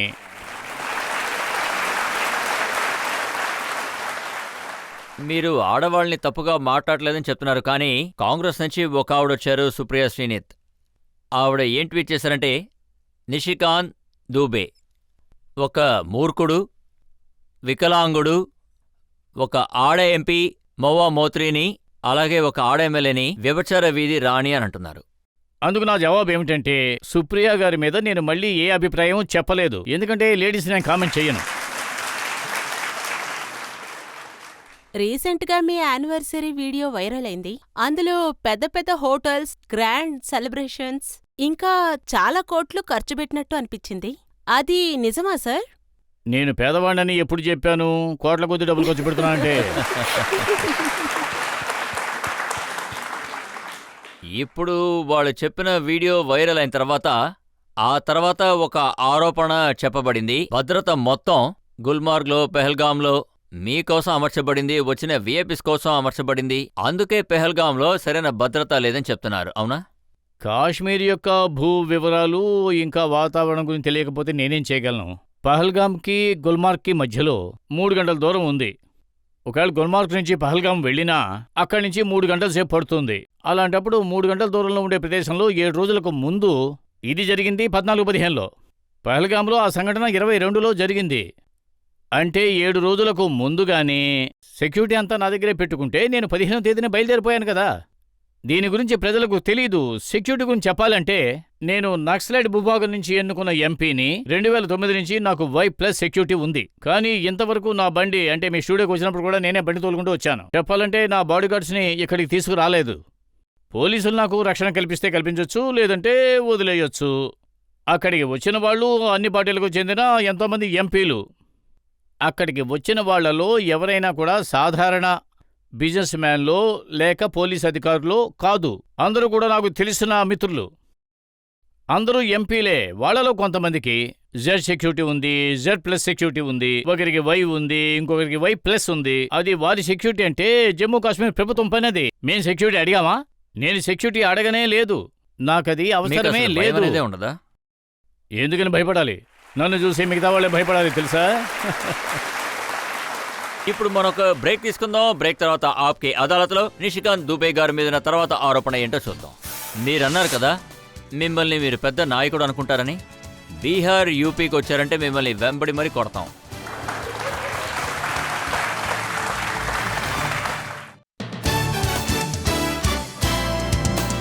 Welcome back. ఆప్కే అదాలత్లో ఇవాల్టి మన అతిథి ఎక్కువగా కాంట్రవర్సీస్ లో ఉండే member of parliament Nishikant Dubey. Aapki అదాలత్లో తర్వాత ఆరోపణ ఏంటో చూద్దాం. ఆప్కి అదాలత్లో బీజేపీ నాయకుడైన నిషికాంత్ దూబే గారి మీద ఆరోపణ. ఈయన భయపెట్టే స్టేట్మెంట్లు ఇస్తూ ఉంటారు. అంటే చాలా భయపెట్టే, అందరూ భయపడే ఒక భయంకరమైన కాంట్రవర్సీని మీరు బయటపెట్టారు. దాన్ని మీరు రాజ్ ఠాకరే గారికి చెప్పారు. మీరు ఏమన్నారంటే, నిన్ను పెద్ద నాయకుడు అనుకుంటున్నావా? బీహార్, యూపీకి వచ్చావంటే నిన్ను వెంబడించి మరీ కొడతాం.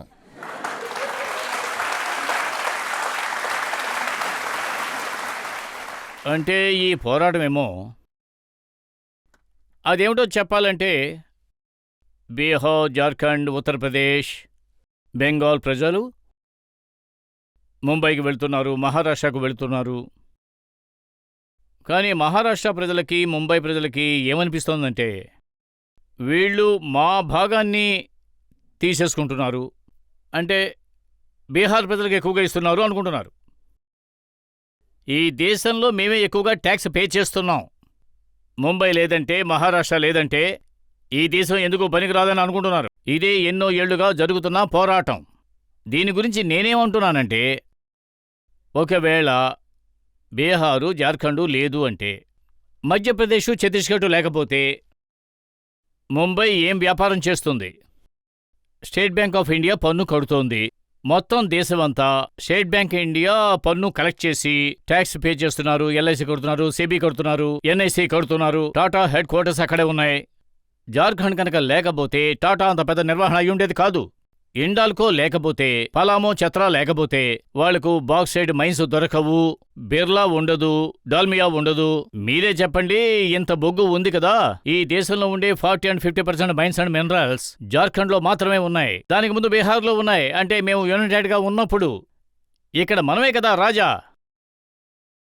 మా దురదృష్టం ఏమిటంటే మా ఊర్లో క్లైమేట్ మాకు సూట్ అవ్వడం లేదు అని హెడ్ క్వార్టర్స్ని ఆ ఊరికి తీసుకెళ్లి పెట్టారు.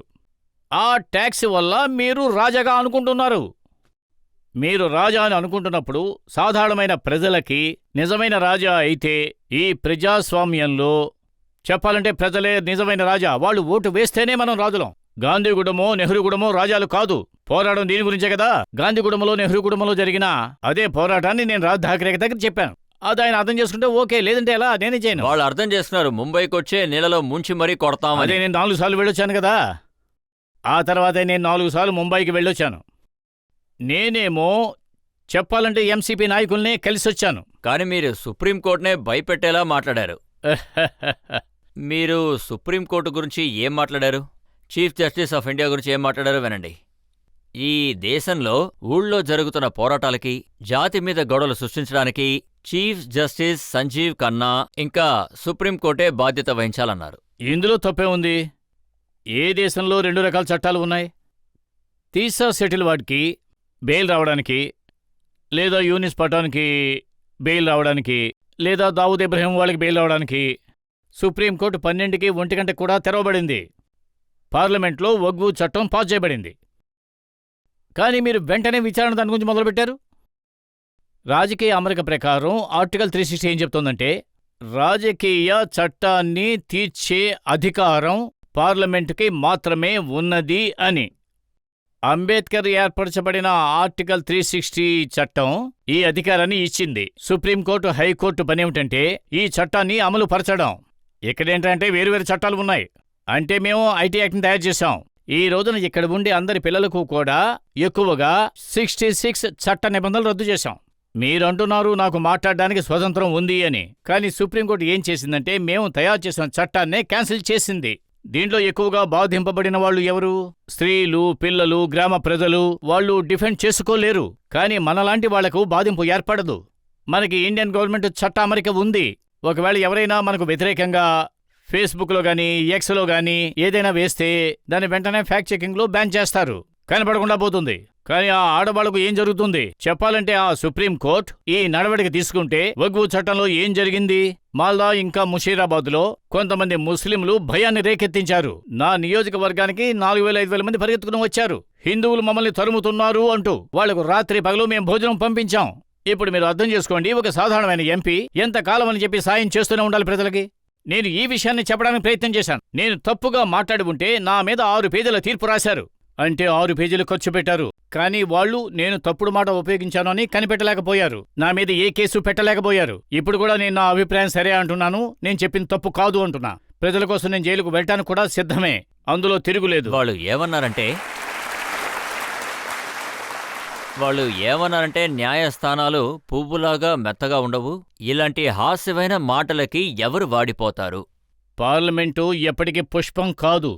మేము చట్టాన్ని ఏర్పరిచాం, దాన్ని అమలు చేయడం మీ బాధ్యత. అలా చేయడం మంచి విషయం. అలా లేదు అంటే రాజ్యాంగ చట్టం దానికి అనుమతించదు. వాళ్ళు చెప్పే అబద్ధాల్ని మేము ఎత్తి చూపిస్తూ ఉంటాం. పార్లమెంట్లో ఉన్న చాలా మంది, జయరాం రమేష్ అన్నారు, అంటే నిషికాంత్ దూబే గారు కావాలని ప్లాన్ చేసి ఓడిపోవడానికి మాట్లాడుతున్నారని అన్నారు. 100 ఎలుకలు తిన్న పిల్లి తేంచినట్టుగా ఉంది. హైకోర్టు తీర్పును అనుసరించే ఎమర్జెన్సీ ఏర్పాటు చేయబడింది. మీరు కూడా జైలుకు వెళ్లారు 75 నుంచి 77 వరకు. స్వరణ్ సింగ్ కమిటీ ఆధ్వర్యంలో రాజకీయ చట్టంలోని ఎన్నో విభాగాలను వాళ్ళు తొలగించారు. ప్రెసిడెంట్ అధికారాలను కూడా చాలా తగ్గించారు. 16 మంది న్యాయమూర్తులను తప్పించి చంద్రచూడ్ని చీఫ్ జస్టిస్ చేశారు. జస్టిస్ హెచ్ఆర్ ఖన్నా రాజీనామా చేయవలసి వచ్చింది. దీనివల్ల కాంగ్రెస్ దగ్గర నుంచి నాకు ఎటువంటి సాక్ష్యం అవసరం లేకుండా పోయింది. రాజకీయ వ్యవస్థ మీద మా పార్టీకి నమ్మకం లేకుండా పోయింది. రాజకీయ వ్యవస్థని మేము అనుసరించి వెళతాం కదా. కాంగ్రెస్ వాళ్ళు చెప్పే మాటలు మేము వినం, అలా ప్రజలు కూడా వినొద్దనే చెబుతూ ఉంటాం. ఇప్పుడు ఇంప్రెషన్ ఎలా మారుతుందంటే నిషికాంత్ దూబే గారు తలుచుకుంటే సుప్రీంకోర్టునే బెదిరించచ్చు. లేదు, నేను నా అభిప్రాయాల్ని సరైన మార్గంలోనే చెబుతూ ఉన్నాను. సుప్రీంకోర్టుని ఎవరు బెదిరించగలరు? న్యాయ వ్యవస్థ మీద అందరికీ నమ్మకం ఉంది. నేను చెప్పేది ఒక్కటే, ఇండియా రాజకీయ వ్యవస్థ ఒక చట్టాన్ని రూపొందించింది అంటే దాన్ని మర్యాదగా అనుసరించాలి. సెక్షన్ 378ని తొలగించారు. సెక్షన్ 66A కూడా తొలగించారు. ఎన్జీటీ లాంటిదాన్ని ఏర్పరిచారు. మీరు చూశారు కదా ఎన్జీటీని ఎలా ఏర్పరిచారో. ఏ చట్టం మీకు అధికారాన్ని ఇచ్చింది? అందుకనే మీరన్నారు సుప్రీంకోర్టు కనుక చట్టం వేసిందంటే పార్లమెంట్ని మూసేయాలి. ఎస్, నా అభిప్రాయం గురించి నేను ఎప్పటికి కూడా నిక్కచ్చిగా ఉన్నాను. చట్టాన్ని తయారు చేసే అధికారం కేవలం పార్లమెంటుకు మాత్రమే ఉంది. సుప్రీంకోర్టు పని దాన్ని ప్రజలకి అందించడమే. చట్టంలో ఏం విషయాలు ఉన్నాయో వాళ్లకు వివరించి చెప్పాలి. సుప్రీంకోర్టు పని చట్టాన్ని చేయడం అంటే కాదు. సుప్రీంకోర్టులో మీ గురించి చెప్పారు. సాంప్రదాయాల మీద విసుగు తెప్పించే ఎలాంటి ప్రయత్నమైనా హేట్ స్పీచ్ ద్వారా ఇనుపతో సమాధానం చెప్పబడుతుంది. అయితే కేసు వేయొచ్చు కదా. ఇది మాత్రం రాసి అలా వదిలేశారేంటి? దాని తర్వాత దశకు వెళ్ళొచ్చు కదా. నా గురించి 8 పేజీల తీర్పు రాశారు. అప్పుడు నిషికాంత్ దుబే మీద పరువు నష్టం దావా వేయండి, లేదంటే ఎఫ్ఐఆర్ వేయండి, జైలుకు పంపించండి. ఇప్పుడు మీ పార్టీలోని లీడర్ రాజీవ్ ప్రతాప్ రూడీ ఆయన ఏమంటున్నారంటే నిషికాంత్ విడిగా ఒక పార్టీ నడుపుతున్నాడు అని. అందులో అమిత్ షా గారి పేరు వాడుతున్నారని చెప్పారు. రాజీవ్ ప్రతాప్ రూడీ నాకు పాత మిత్రుడు. ఆయన 1990లో ఎమ్మెల్యేగా ఎన్నుకోబడ్డారు. ఎన్నోసార్లు ఎంపీగా కూడా అయ్యారు. ఆయన చెప్పినట్టుగా నేను ప్రత్యేకమైన పార్టీ నడిపితే అంతకంటే సంతోషించే విషయం ఇంకేమీ లేదు కదా. ఆయనే అలా చెప్పారంటే, నాకు సర్టిఫికెట్ ఇచ్చారంటే అంతకంటే నాకు పెద్ద దీవెన ఇంకేముంటుంది? అంటే మీరు అర్థం చేసుకోవాల్సింది, ఆయన నాకు సర్టిఫికెట్ ఇస్తున్నారు. ఇంకో విషయం ఏమిటంటే, మోడీజీ అమిత్ షా గురించి చెప్పాలంటే వాళ్ళని ట్రంప్ కూడా అలా కదిలించలేకపోయాడు. ఈ ప్రపంచమే వాళ్ళని కదిలించలేకపోయింది. అలాంటప్పుడు నేను వాళ్ళని కదిలించగలుగుతానా? అది మొత్తం ప్రపంచానికి తెలుసు. ఇంతకంటే మూర్ఖపు మాటలు ఉంటాయా ఏంటి? ఒకవేళ ఎవరి మాటలైనా విని ఆయన అలా అని ఉండొచ్చు అని అనుకుంటున్నా. ఆయన చెప్పిన 2 విషయాలకి నేను సంతోషపడ్డాను. ఒక విషయం నేను నడుపుతున్నాను, ఇంకో విషయం పార్టీ వ్యవస్థ అలా అనుకుంది, ఎవరి మీదైనా నేరం మోపొచ్చు అనేది. ఈ గొడవ సరిగ్గా జరిగింది ఎప్పుడంటే కాన్స్టిట్యూషనల్ క్లబ్ ఎలక్షన్ జరిగేటప్పుడే కదా మీరు మీ క్యాండిడేట్ ని నిలబెట్టారు. అది కూడా మీ పార్టీకి అపోజిషన్ పార్టీ. కాన్స్టిట్యూషన్ క్లబ్ ఎన్నికల్లో అందులో సంతోషించే విషయం ఏమిటి అంటే, సోనియా గాంధీ, మల్లికార్జున్ ఖార్గే, కమల్నాథ్జీ, సుశీల్ సిందే వాళ్ళని ఓటు వేయడానికి రప్పించాను. నా ప్రయత్నాన్ని మీరు ఖచ్చితంగా పొగిడే తీరాలి, ఎందుకంటే రాజకీయ వ్యవస్థ తీరుని ఎవరూ పెద్దగా తీసుకోరు. ఇంకో విషయం ఏమిటంటే, కాన్స్టిట్యూషన్ క్లబ్ చెడగొడతామనే భయంతో నిజాన్ని మాట్లాడలేమా? రూడీ నా మిత్రుడుగా ఉన్నాడు. నేను ఇప్పుడు చెబుతున్నాను, కాన్స్టిట్యూషన్ క్లబ్ ఎంపీలకు, ఎక్స్ ఎంపీలకు మాత్రమే.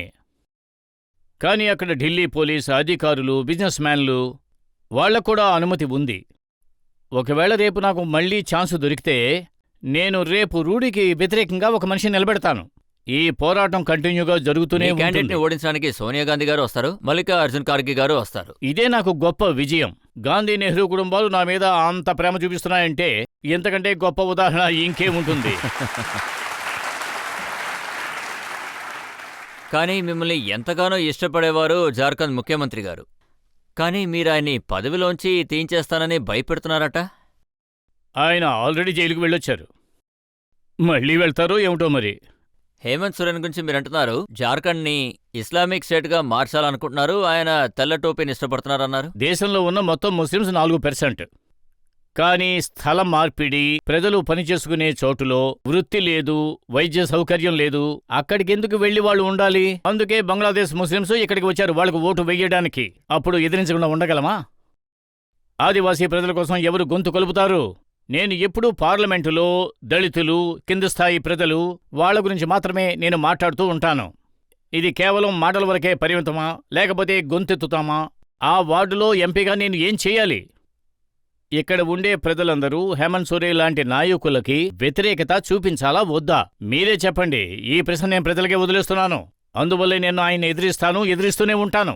అంతేకాదు, ఎదిరించే శక్తికి ఎంత శక్తి ఉందో అంతా కూడా నేను ఉపయోగిస్తా. కేసులు పెడుతూనే ఉంటాను, ఎదిరిస్తూనే ఉంటాను. ఏదో ఒక రోజు జార్ఖండ్ ముక్తి మోర్చా హేమంత్ సోరెన్ని అధికారం నుంచి తొలగిస్తుంది. కానీ జార్ఖండ్ ప్రజలు చాలా కోపంగా ఉన్నారు. జార్ఖండ్కి రావాల్సిన పథకాలు, అలాగే రాంచీకి రావాల్సిన పథకాలన్నింటినీ కూడా మీరు మీ వైపు తిప్పుకున్నారని అంటున్నారు.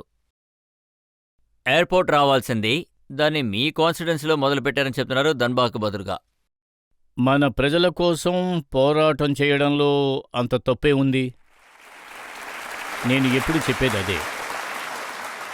నేను నా ప్రజల కోసం మాట్లాడతాను. గూడా నియోజకవర్గం లేకపోతే నేను ఎంపీ అయ్యేవాణ్ణి కాదు. ఈ అన్ని విషయాలు అంటే ఎంపీలు, పార్లమెంటులో మాట్లాడేవాళ్లు, ఇదంతా కూడా గూడా ప్రజలు నాకు ఇచ్చిన బహుమానమనే అనుకుంటా. నేను ఎన్నికల్లో పోటీ చేయడానికి వెళ్ళినప్పుడు అప్పుడు గోడాలో ఎక్స్రే మిషన్ కూడా లేదు, ఎంఆర్ఐ మిషన్ కూడా లేదు. ఈరోజు నేను ఎయిమ్స్ని తీసుకొచ్చాను. నేను 2 విషయాలు తీసుకొచ్చాను. అది నిజంగానే నేను ఎంతో గర్వించదగిన విషయం. అది నేను వ్యక్తిగతంగానే చేశాను. ఇది చాలా కొద్ది మందికి మాత్రమే తెలుసు. నాకొక చెల్లెలు ఉండేది 93-94లో. తనకి వైద్య సౌకర్యం లేక చనిపోయింది, డాక్టర్ లేడు. ఆ రోజు నేను నిర్ణయించుకున్నాను, నాకు ఎప్పుడు అవకాశం వచ్చినా నా నియోజకవర్గ ప్రజలకి, నాకు ఓటు వేసిన వాళ్ళందరికీ ఆరోగ్య సేవ చెయ్యాలి అని. నేను చాలా గర్వపడ్డాను. 2022లో ప్రధానమంత్రి అక్కడికి వచ్చినప్పుడు ఆ స్టేజ్ మీద నేను ఇదే విషయాన్ని చెప్పాను. ఇక్కడ ఉండే కాలేజీ మైదానంలో, ఈ డియోగర్ కాలేజీ మైదానంలో నా చెల్లెలు చదువుకుంటూ ఉండేది. దుర్గా పూజ అయిన తర్వాత తను మళ్లీ కాలేజీకే వెళ్లలేదు. మంచి చికిత్స దక్కలేదు, డాక్టరు లేడు. ఈ రోజు నేను ఆల్ ఇండియా మెడికల్ సైన్స్ ఇన్స్టిట్యూట్ని తయారు చేశాను. ఆ రోజున నేను నా చెల్లెని కాపాడుకోలేకపోయాను. ఈ రోజున వేలాది మంది మహిళలను కాపాడగలుగుతున్నాను. ఇది గొప్ప విషయమే కదా. నిషికాంత్ దూబే గారు, నేను మిమ్మల్ని చాలా ప్రశ్నలు అడిగాను, పర్సనల్ గా, ప్రొఫెషనల్ గా. కొన్ని కష్టమైన ప్రశ్నలు కూడా అడిగాను, కానీ మీరు ఒక్క ప్రశ్న కూడా అవాయిడ్ చేయకుండా, తడబడకుండా సమాధానం చెప్పారు. ఇప్పుడు ఒక బ్రేక్ తీసుకుందాం. బ్రేక్ తర్వాత ఆప్కి అదాలత్లో ఇవాల్టి judge retired lieutenant general Satish దువా గారి తీర్పేంటో మనం అందరం విని తెలుసుకుందాం.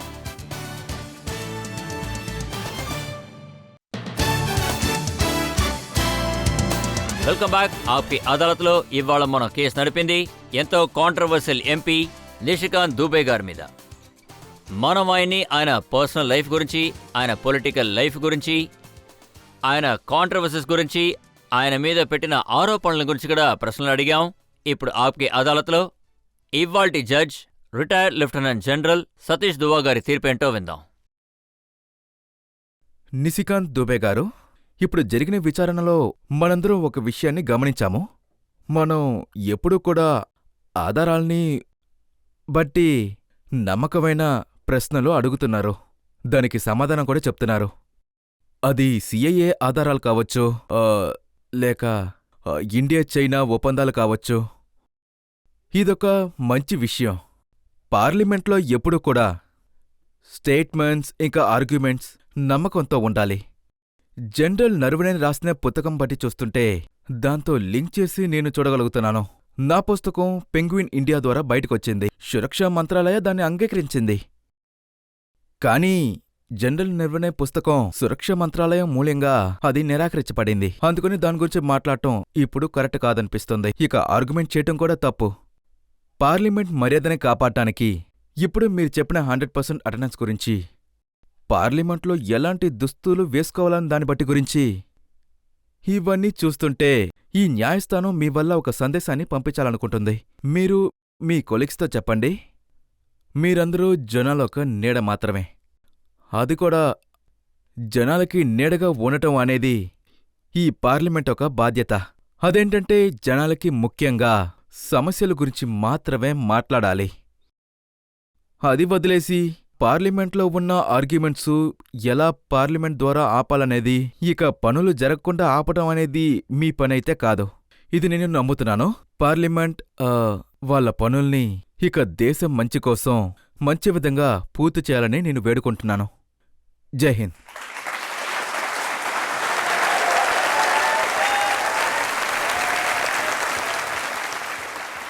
ఈ నమ్మకంతో, ఈ ధైర్యంతో నిషికాంత్ దూబే గారు సరిగ్గా ఇదే విధంగా పార్లమెంట్లో ధైర్యంగా ఆయన అభిప్రాయాన్ని చెప్తారు.